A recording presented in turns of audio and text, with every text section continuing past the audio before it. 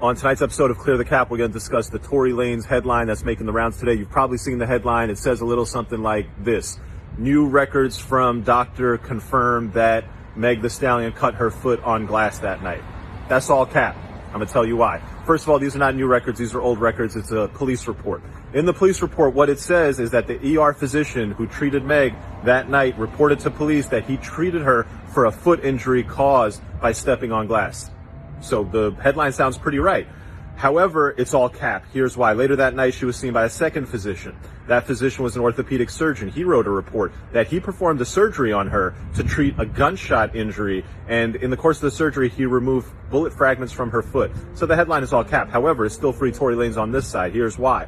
The LAPD doesn't have those bullet fragments. The hospital records say that they turned over the bullet fragments to LAPD. Where are those fragments now? LAPD can't tell you. Going to be very hard to use those fragments as evidence against him if you can't find them. And this is why I continue to believe that while Megan the Stallion may have been shot and while she may be a victim, that's not the issue at trial.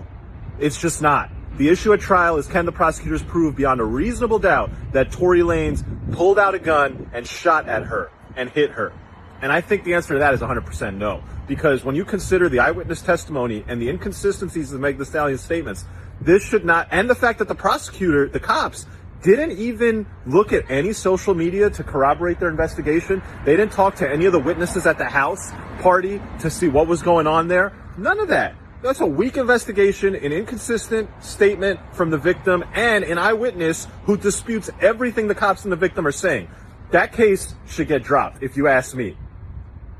The report that Meg the Stallion hospital records confirm, that's cap. But this case should get dropped. I don't think they could prove beyond a reasonable doubt Tory did it.